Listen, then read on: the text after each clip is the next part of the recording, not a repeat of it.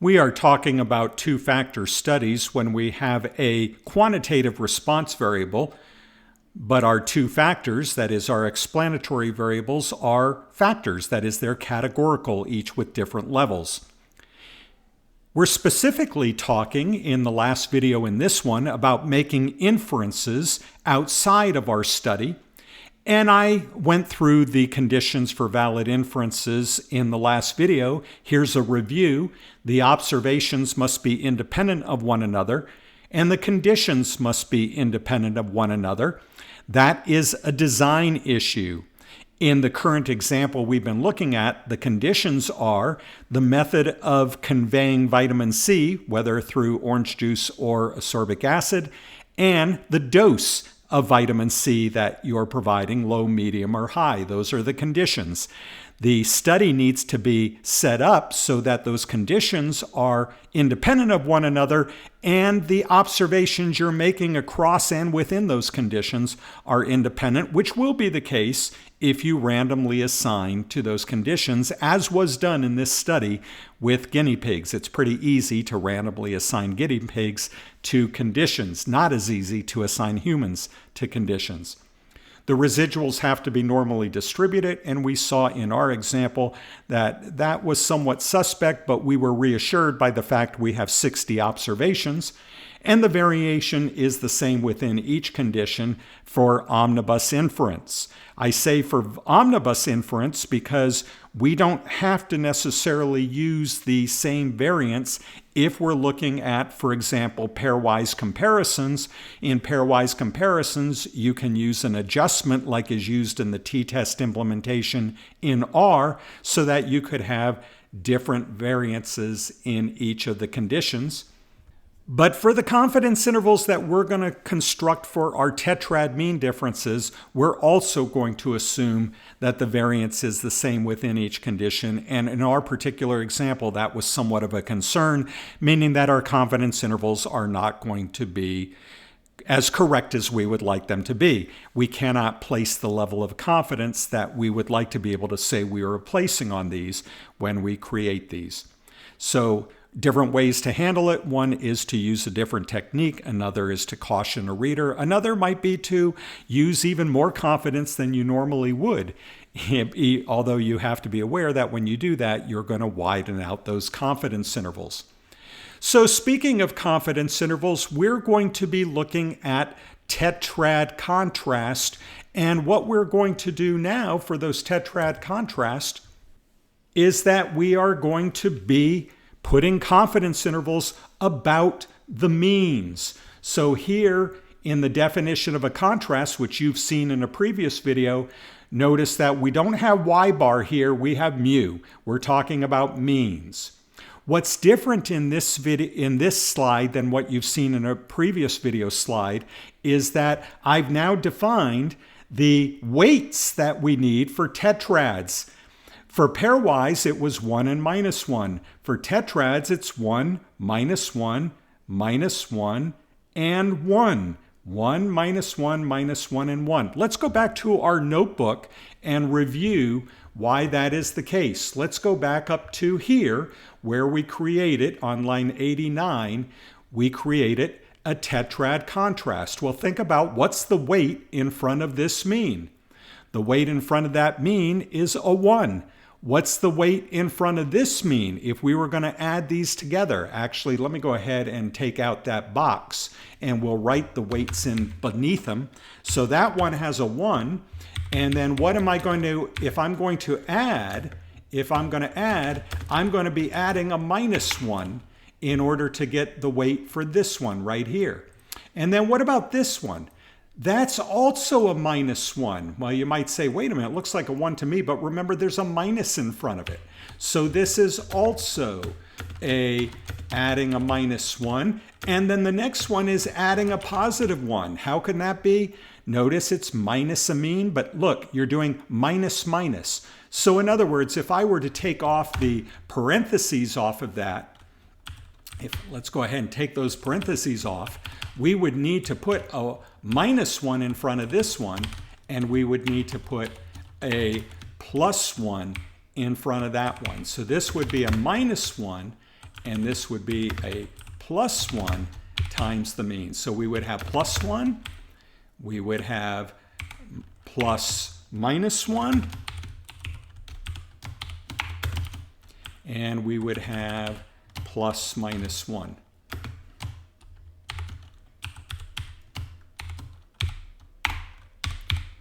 And if I were to run that, we should get, there it is, the same number we got before. See it? The 6.01, 6.01. So those are the weights, 1, minus 1, minus 1, and 1.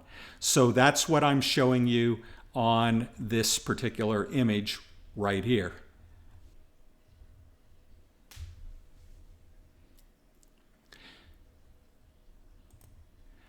This is another image I've shown in a previous video. This is how you estimate a contrast. So notice that the only thing that's going to be different here from the past when we did pairwise is these weights, instead of being 1 and minus 1, are going to be 1, minus 1, minus 1, 1. And then notice the mu with the hat.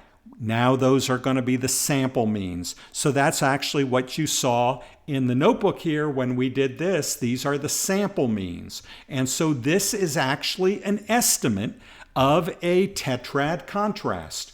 So these weights were in there. There were 4 of them, and we formed that tetrad contrast. Now, in order to get the variance of that contrast, or the estimate of the variance, which we would call the standard error, though the standard error would be taking the square root of this. This is an estimate of the variance, and when we take the square root, it will be the standard error.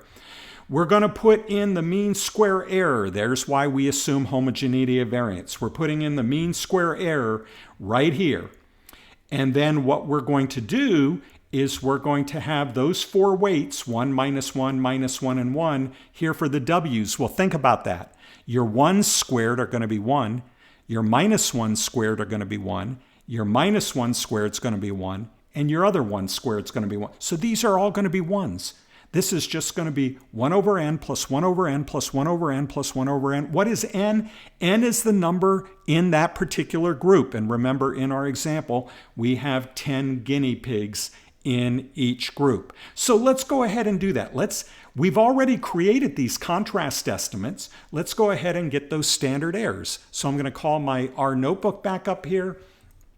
And I think what I'm going to do is go ahead and create these contrast again. I'm going to copy all this where we created those contrast. I'm going to copy all this down below.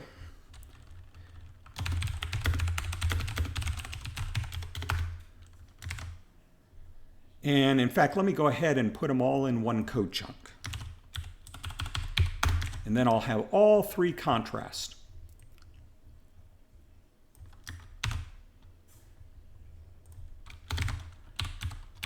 Okay, and let me take one more step. Let me go ahead and call them contrast 1, contrast 2, and contrast 3.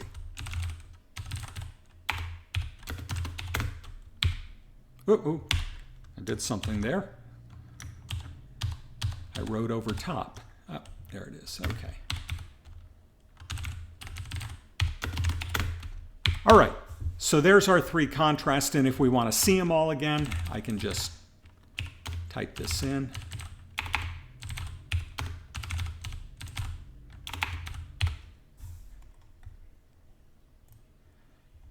There they are. Here's the one that was very small, near 0, and then here's the 2 others that were very similar to one another, 5 1/3 and 6. Okay, now I need the variances of those contrasts. Now the good news here, because we have a balanced design, is we only need to calculate this variance once. Why? Because we have a balanced design? Because we have the same number of guinea pigs in each of our cells. If we had different numbers of guinea pigs in each of our cells, then it might change for every contrast that we're doing. But since we have the same number, we only need to calculate this variance of a contrast once. So let me go ahead and set up a code chunk and set up the formula. So here it is. The contrast variance is the mean square, 13.19. I said 13.2. Let me make it a little more precise. 13.19. And then times each of the weights divided by the sample size. I'm dealing with 4 groups. Now, if I'm dealing with the median difference and the low difference, I would then use the 2 groups that went into the median difference and the 2 groups that went into the low. If I'm doing the low and the high, I would use the 2 groups that went into each of those. But this is what I mean. It's the same because we have the same number in each group. So it doesn't matter whether we're comparing median difference to low or low to high or medium to high. We're going to have 10. We're going to have 10, we're going to have 10, and we're going to have 10. So 13.19 times the weight over 10, the weight over 10. Now, why 1? Remember, it's a negative 1, but it's squared. The weight over 10, the weight over 10. And if I want the contrast standard error, that would just be the square root of the contrast variance.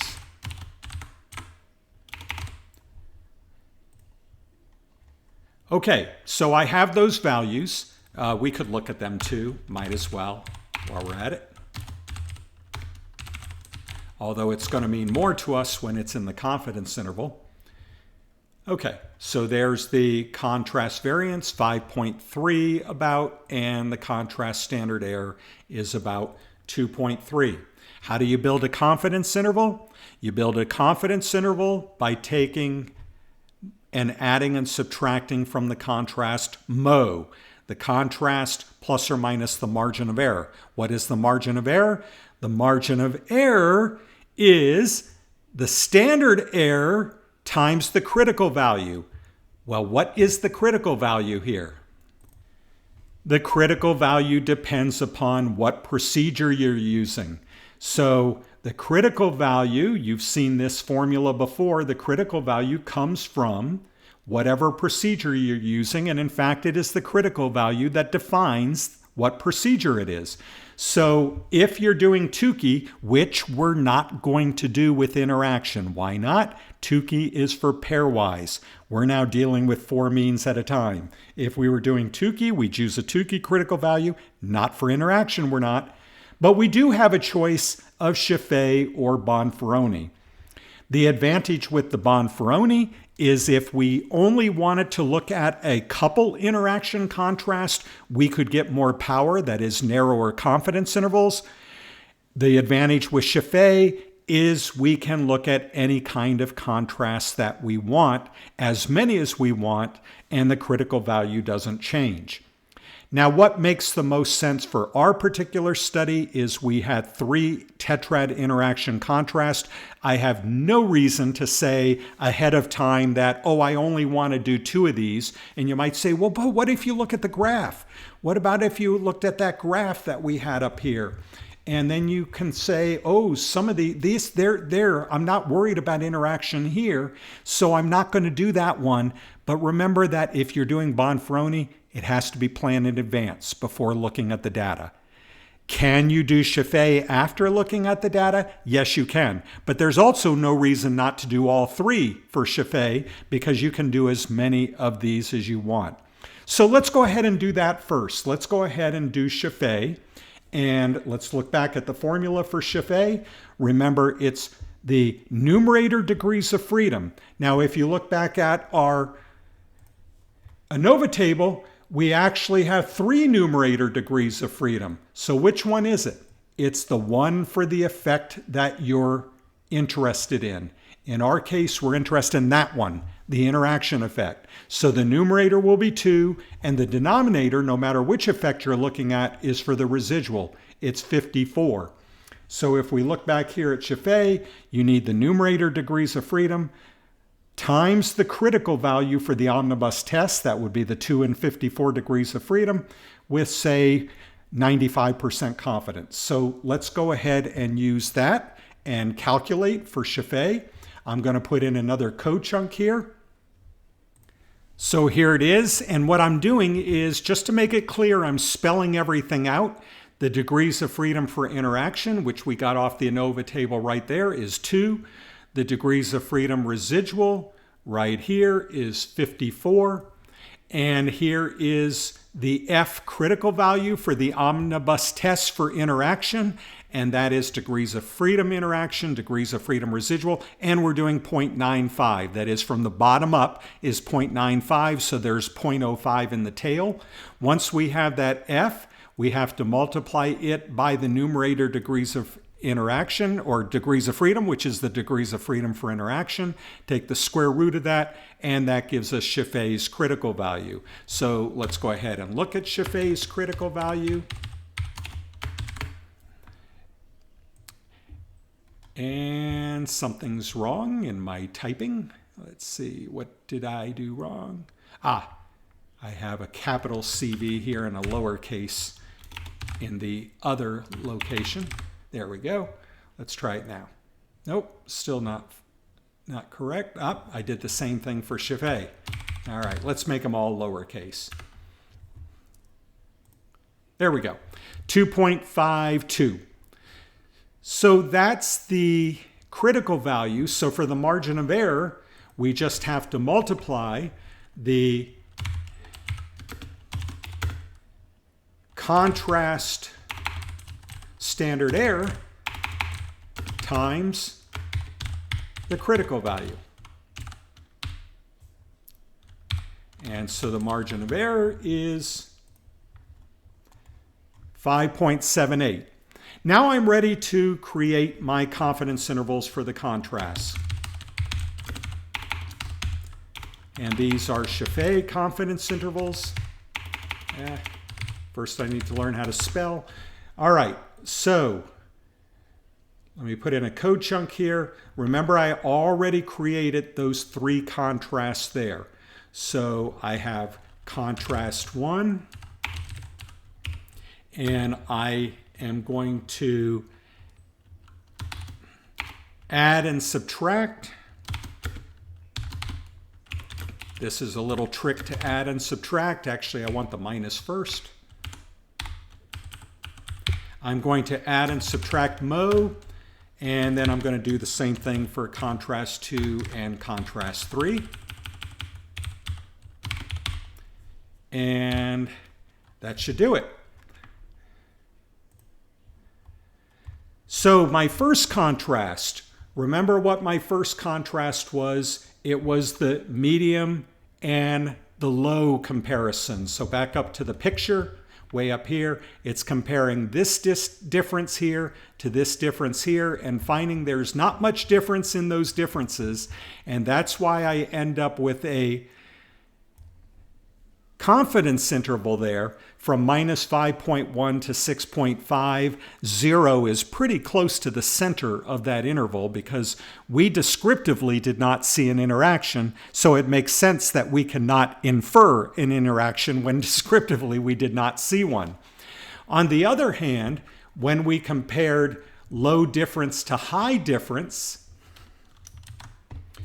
right here, low difference to high difference, that was comparing the difference down here to the difference that was almost non-existent up here.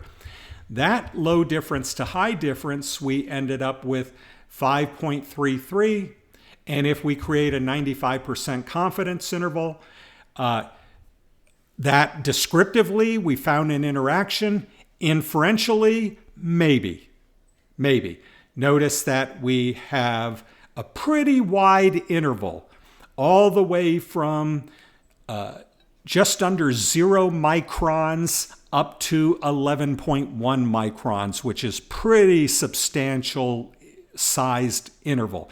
And that wide interval really cannot tell us for sure. We can infer to the population with 95% confidence, whereas by contrast, this one, it looks like we can, although quite frankly, what I would say when I look at those two is descriptively, we can infer, but my intervals are so wide that I really would like to do a larger study to see if I really can infer. And you might say, but this third one here doesn't have 0 in it. Yeah, it doesn't have 0 in it, but almost. I mean, 0.2 microns. So that's why I'm saying that inferentially, there's not a whole lot I can say in terms of an interaction, whether I found one specifically for these groups. But remember, this comes on the heel of saying that, yes, I do have an interaction. It's just I'm not sure where that interaction is occurring because of these intervals. I do know descriptively where it occurs, but what I don't know is if I can take any one of those and infer specifically to the population. So the omnibus result, which is the most powerful way to test effects, but it gives you the least information, okay? It's the most powerful for vague questions. The vague question was, can we infer any interaction to the population? Yes, we can. What interactions can we infer? That's specific. We're not sure. Okay, that's what this says. I know that might be a little bit unsettling that you have that uncertainty there for the specific contrast, but that's the nature of having specific questions with less power than the vague question with more power. Those specific questions with less power. How can we get those specific questions perhaps to give us answers? Well, I don't know for sure if I'll get the answers with a large sample size, because a large sample size may show me more conclusively that there's not an interaction. But if there is one, a better way to detect it is with larger sample size. Maybe put 20 guinea pigs in each cell instead of 10. If I did this study over and got the exact same results with 20 guinea pigs, now, again, I don't know that I'll get the same results because I'll be honing in on the right answer with 20, and it may not be the one I'm looking at now. But just to show you what happens to the intervals, that's what happens to the intervals if I got the exact same contrast results, but with 20 guinea pigs instead of 10. I'm now able to say things like at least a 1 micron difference in differences. 1 in one case and 2 microns in the other case is what I would end up saying. But again, I'm going to switch these back real quickly because I'm just speculating and just pedagogically showing you how we can get narrower intervals if we can increase our sample sizes. Okay? But don't go telling people that if I had a bigger sample size, then I know that I would have been able to show an interaction, because you don't know that. If you had a bigger sample size, what you know is you're going to get nearer to the right answer, but the right answer may be no interaction. So that's why you got to be careful about how you interpret that. Okay, so we've talked about omnibus and specific interactions. The one thing that we did not talk about is that other type of interaction that we could look at, and that is Bonferroni, which would be a planned comparison. If we wanted to do Bonferroni and only look at 2 comparisons, then we would divide alpha up by 2. Let me show you how to do Bonferroni to start off the next video, and then I'm going to start talking about what we would do if we didn't have interaction. So I'll see you there.